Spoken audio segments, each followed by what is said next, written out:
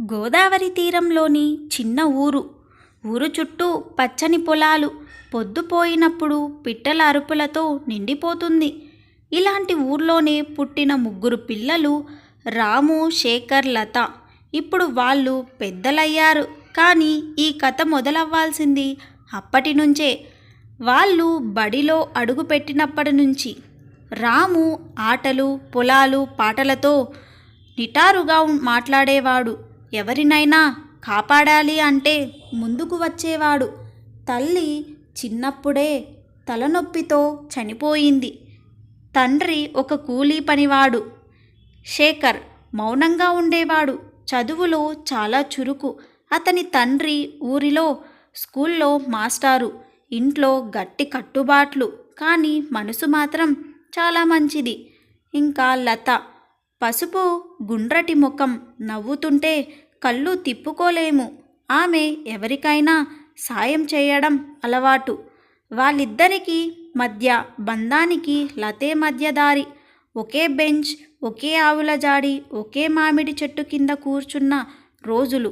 ఇద్దరు అబ్బాయిల మధ్య ఆ అమ్మాయి ముగ్గురి బంధం దేనికి తగ్గదు అనిపించేంత బలంగా ఉండేది. కానీ కాలం పోతే మనుషులు మారుతారనేది నిజం. 10వ తరగతి దాటినప్పుడు శేఖర్లో మొదలైనంత మౌన ప్రేమ, లతపై ప్రేమ ఒక్కసారి కూడా చెప్పలేకపోయాడు. ఎందుకంటే ఆ మాట చెప్పినప్పుడు రాము ఎలా ఫీల్ అవుతాడో తెలియక చెప్పలేదు. ఒకరోజు శేఖర్ వెంట రాము వస్తూ ఇలా అడిగాడు. శేఖర్, ఓ విషయం చెప్పాలిరా నీకు.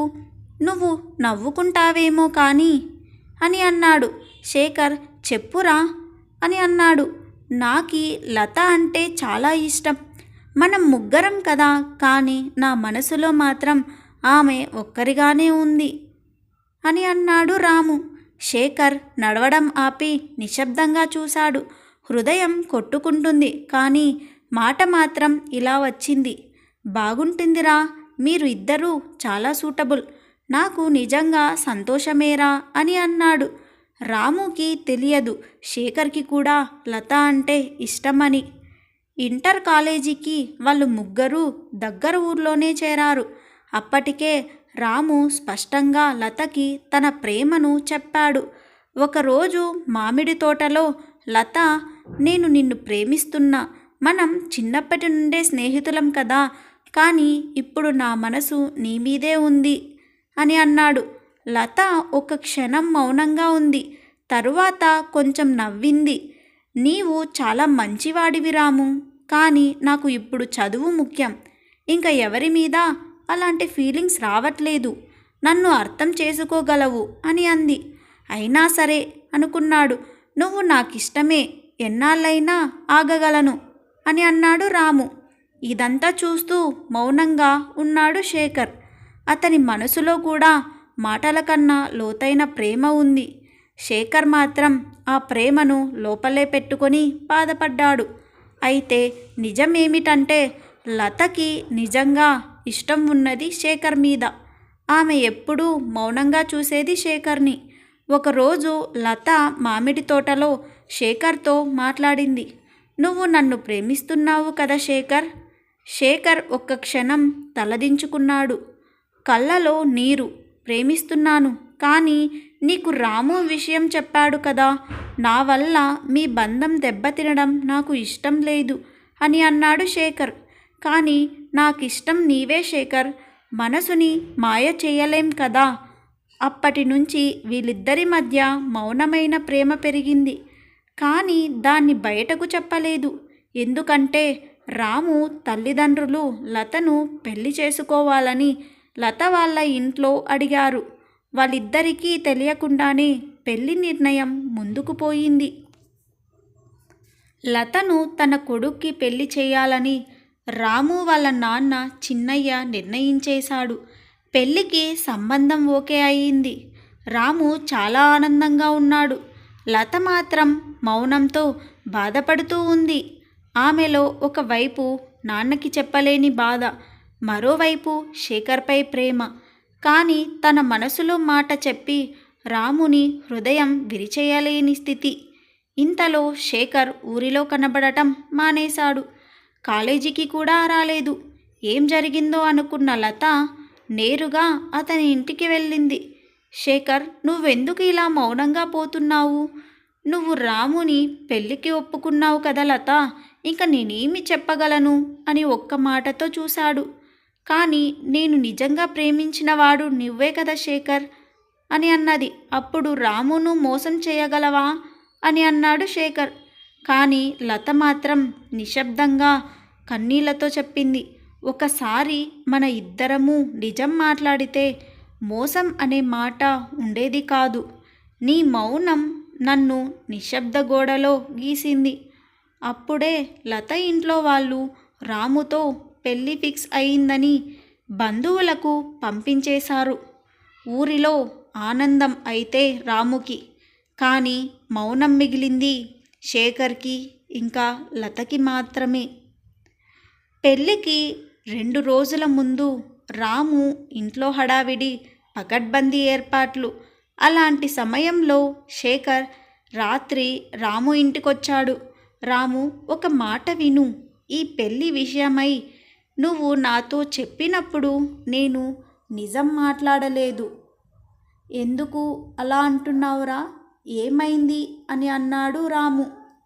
నాకు లత అంటే చాలా ఇష్టం. చిన్నతనం నుంచే ప్రేమించాను. కానీ నువ్వు నాకు మీ ప్రేమ గురించి చెప్పినప్పుడు మన బంధం చెడిపోవచ్చు అని భయపడ్డాను. కానీ లత ప్రేమించేది మాత్రం నన్నే అని అన్నాడు శేఖర్. ఆ మాటలు విని రాము షాక్ అయ్యి అలానే నిలబడ్డాడు. నిజంగా నువ్వు ఆమె ప్రేమలో ఉన్నారా అని అడిగాడు రాము. అవును, కానీ ఇప్పుడు ఈ మాట లేట్ అని నాకు తెలుసు.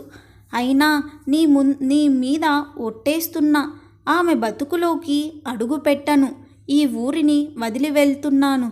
కానీ నీకు మాత్రం నిజం చెప్పాలి అనిపించింది అని చెప్పాడు శేఖర్. అతడు రాత్రి ఊరును వదిలి వెళ్ళిపోయాడు. ఎక్కడికి వెళ్ళాడో ఎవరికీ తెలియదు. పెళ్లి రోజు వచ్చింది. ఊరిలో రంగులు, పల్లకీలు, హడావిడి అన్నీ మొదలయ్యాయి.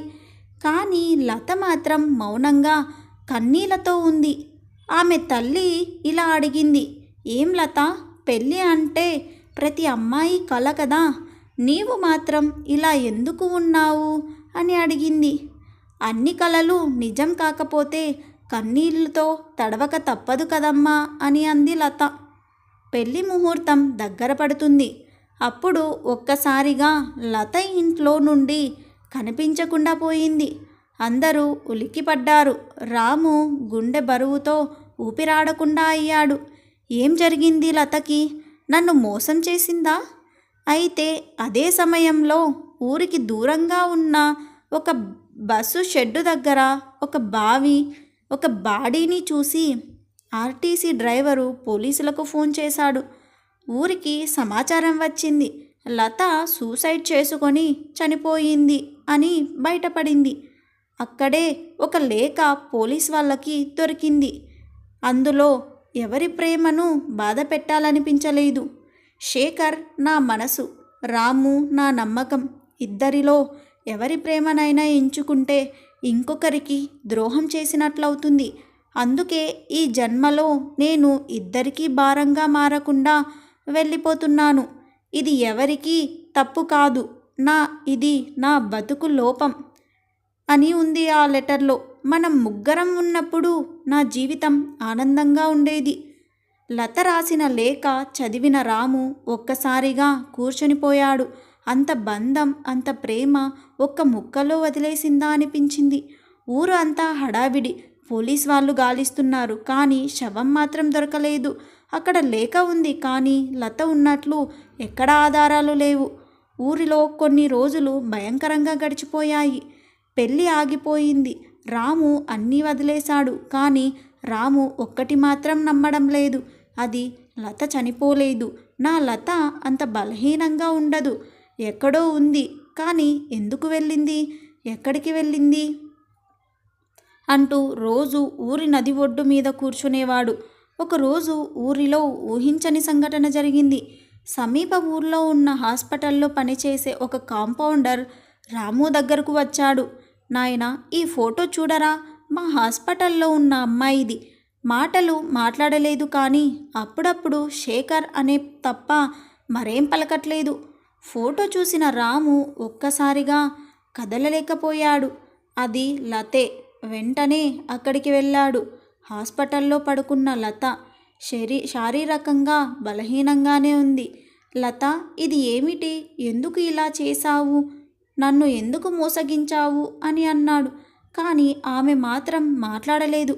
పక్కన కూర్చున్న నర్స్ చెప్పింది, ఈ అమ్మాయి అటెంప్ట్ సూసైడ్తో అడ్మిట్ అయ్యింది. గట్టిగా తలకి తగలడం వల్ల స్పృహ కోల్పోయింది. మనసులో ఎవరి మీదో బెంగ ఉంది. ఒకటే పేరు, శేఖర్ అని చెప్తుంది. ఈ విషయం ఊరు గుండా పాకింది. దాదాపు 3 నెలలు అయ్యింది శేఖర్ ఊరిని వదిలి. కానీ లత బతికే ఉందని వార్త వినగానే అతడు తిరిగి వచ్చాడు. కాలేజీ కాంపౌండ్లో మామిడి చెట్టు కింద రాము, శేఖర్ ఇద్దరూ ఎదురెదురుగా నిల్చున్నారు. నువ్వెందుకు వచ్చావురా శేఖర్ అని అన్నాడు రాము.